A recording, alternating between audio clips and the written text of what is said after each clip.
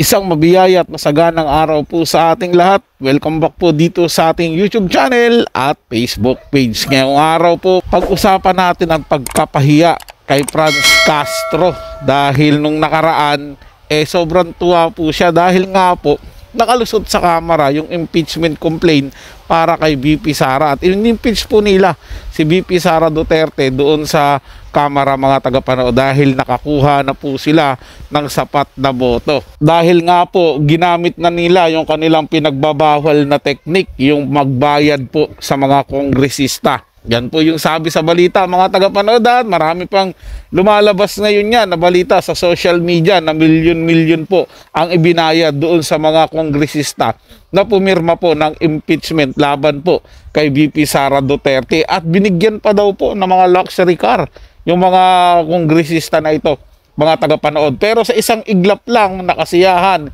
ni Franz Castro, bigla pong kalungkutan yung pumalit. Bakit ikain yung mga tagapanood? Kasi nga mayroong isang senator na bumasag po sa kanilang kaligayahan dahil yung session na dapat para sa impeachment ni VP Sara Duterte ay na-move po sa June. So ibig sabihin po, mga tagapanood, dahil na-move nga po ng July yung trial ni VP Sara sa impeachment niya, dadaan pa po yung eleksyon. Kapag nangyari po yung ganun, mga tagapanood, na lumusot ang mga kandidato ni Tatay Digong Duterte sa PDP laban, lalo pong tatagilid yung kanilang impeachment complaint para kay VP Sara Duterte. At sigurado, mga tagapanood, pag nangyari yun, mas lalo po silang mababalikan doon sa mga pinaggagawa nila na pagbayad di umano sa mga kongresista para pumirma. At balita rin po, mga tagapanood, lahat ng mga o halos lahat ng mga kongresistang pumirma, lalong-lalo na sa parting Mindanao at Bisaya, ay nagkaroon po ng kanilang karma sa kanilang pinagagawa. Kaya naman, simulan na natin ang ating reaction video sa araw na to, mga tagapanood. At ang video po nagagawa natin ng reaction ay galing po sa channel ni Peps TV. Nasa description po yung link ng kanyang channel. Bisitahin po at pakisuportahan na rin. Kaya naman, simulan na po natin ang ating reaction video sa araw na to, mga tagapanood. Yo, what's up mga lods? Maganda po tayong balita ngayon. Kung kanina po kinikilig-kilig po ito si Castro sa kanyang natanggap na balita sa pagpapa-impeach po dyan sa Congress ni VP Sara Duterte, ito naman po, mga lodi, ang para sa atin na napakagandang balita. Parang dalian lang naman pala yung saya nito ni Castro. Kinikilig-kilig pa kanina sa interview. Tuwang-tuwa po sila na mapatanggal po bilang Vice Presidente si VP Sara Duterte dahil nga po masusunod na po ang kanilang gusto. Pero mga lodi, may pero. Pinutol po ang kaligayahan nila ng isang senador. Sobra po akong nagalak at natuwa na naisip po natin na hindi po talaga magtatagumpay itong plano po ng Congress.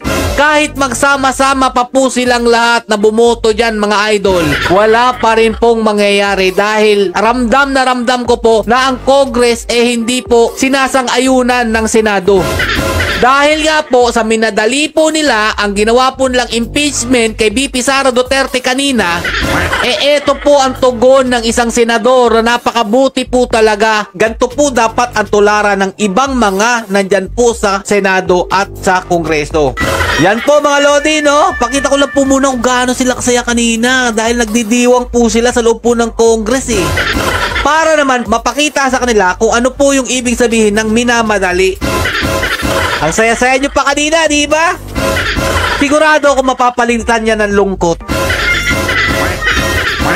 Eto pa po yung larawan, mga idol. Talaga namang makabayan na makabayan yung datingan ni Castro.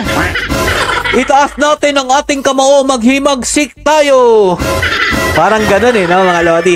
Eto na. Papakita ko na po sa inyo ang butihing senador na pumutol po ng kanilang kaligayahan kanina. Ito po si Senator Villanueva, mga lodi. Pinaiyak niya po ang Makabayan Black. Lalong-lalo na po siguro ito si Franz Castro dahil napahiya po siya. Doon pa lang sa interview, mga idol, galak na galak siya. Kunyari pang hindi niya alam na mangyayari yung ganong botohan. At kunyari pong hindi daw sila inimbitahan. Paano hindi kayo iimbitahan? Paano yung boto ninyo?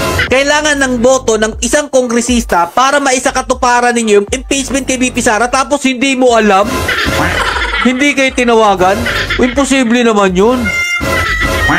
O dahil dyan mga Lodi, anong ginawa po ng Senado, lalong-lalo na po ito ni Senator Villanueva, hindi po talaga kita makakalimutan. Kung tatakbo ka pa po uli, nasa iyo po ang aking boto. Sana pong gantong klaseng senador ang pamarisan po ninyo. Yung hindi po nasisilaw sa pera. Ilang beses ko na pong nasubaybayan po ito si Senator Joel Villanueva na tinatalakay po talaga niya ang laganap na korupsyon dito sa atin ngayong administrasyon ni Marcos Jr.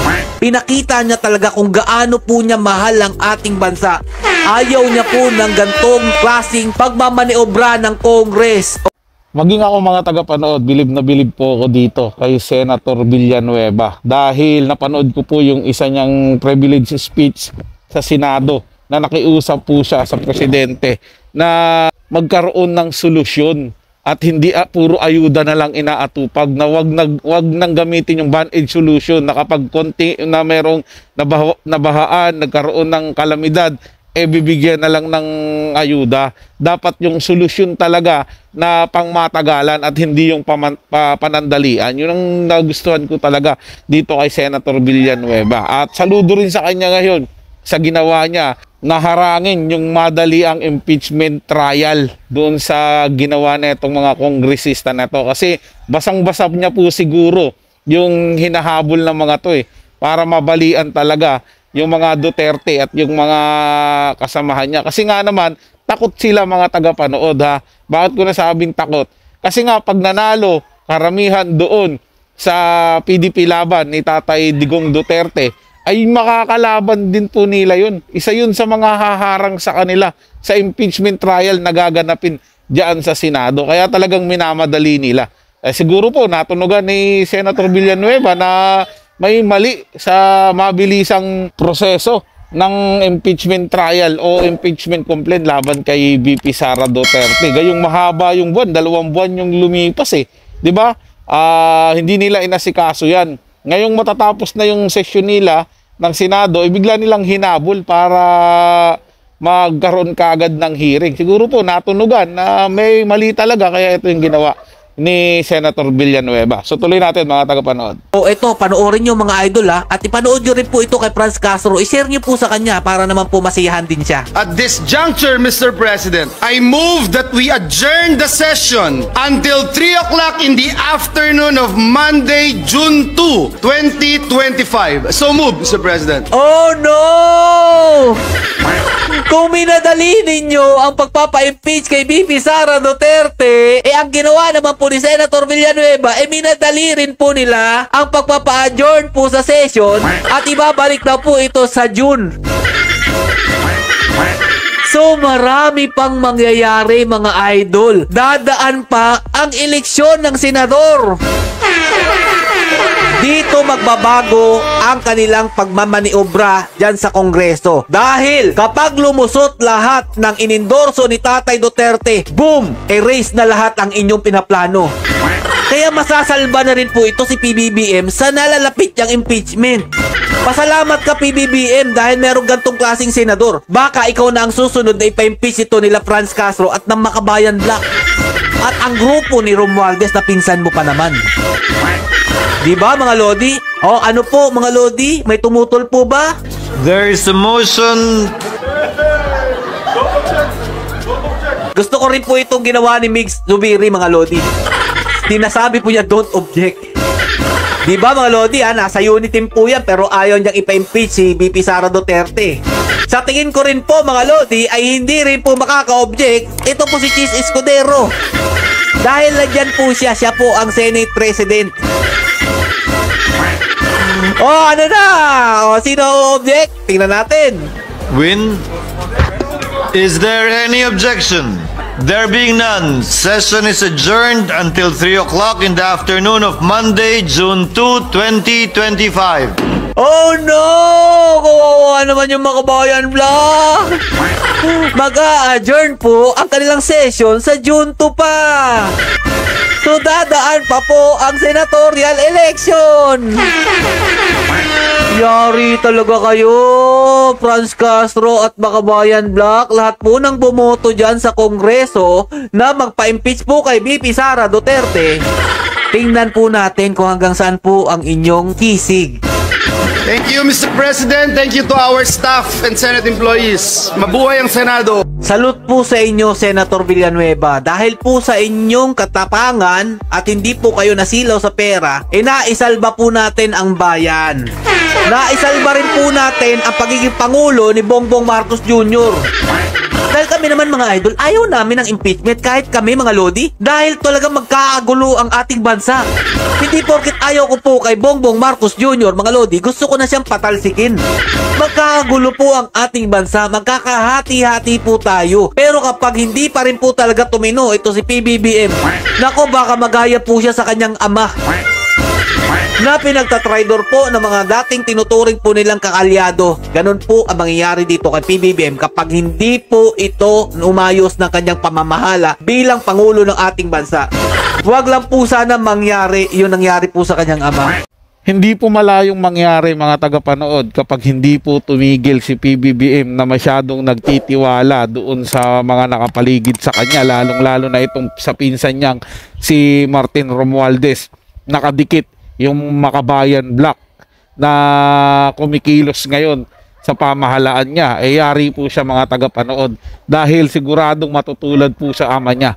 Kasi pinag-iinitan nila si BP Sara Duterte na marami po ang mga taong gustong-gusto ang BP Sara. Kapag ginawa po nilang kantiin si BP Sara at hindi nagustuhan ng mga taong sumusuporta sa kanya, baka po talaga magkaroon ulit ng people's power na magpapatalsik dito kay PBBM. Kung anong nangyari sa tatay niya na sa pilitang pinaalis diyan sa Malacanang, baka yun din po yung mangyari sa kanya mga tagapanood. Kaya sana mag-iingat po siya ng mabuti. At yun na mga tagapanood, dahil nga po sa ginawa ni Senator Villanueva na minove yung session nila at sinang-ayunan naman po ng lahat ng senator na nasa meeting nila, wala na pong nagawa si Franz Castro mga tagapanood kundi tanggapin yung pagkapahiya niya dahil yung mga plano nila para ma-impeach agad si BP Sara Duterte ay naglaho po biglaan mga tagapanood at maghihintay pa sila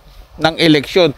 Paano po kung lahat ng mga kandidato nila, maging yung mga kongresista ngayon, maging sila mga tagapanood, ay natalo sila sa eleksyon? Ano na pong mangyayari doon sa impeachment complaint nila? Patingin ko po mga tagapanood, mababasura na yun. At sayang naman yung kanilang effort. Ganun talaga kapag ang isang bagay gawa sa kadiliman, hindi po mananalo yan sa mga taong nasa liwanag. So yun lang po mga tagapanood. Nagustuhan nyo po yung ating talakayan sa araw na to. At kung kayo bago lang po na napadaan dito sa ating channel, huwag nyo po sanang kalimutan na mag-subscribe. Hit nyo na rin po ang notification bell para lagi po kayong updated sa mga bago pang video na ating ilalabas. Share, like, and comment din po kayo mga tagapanood, ating ang babasahin at pupusuan. So hanggang sa muli po, ito yung Tagapanood TV.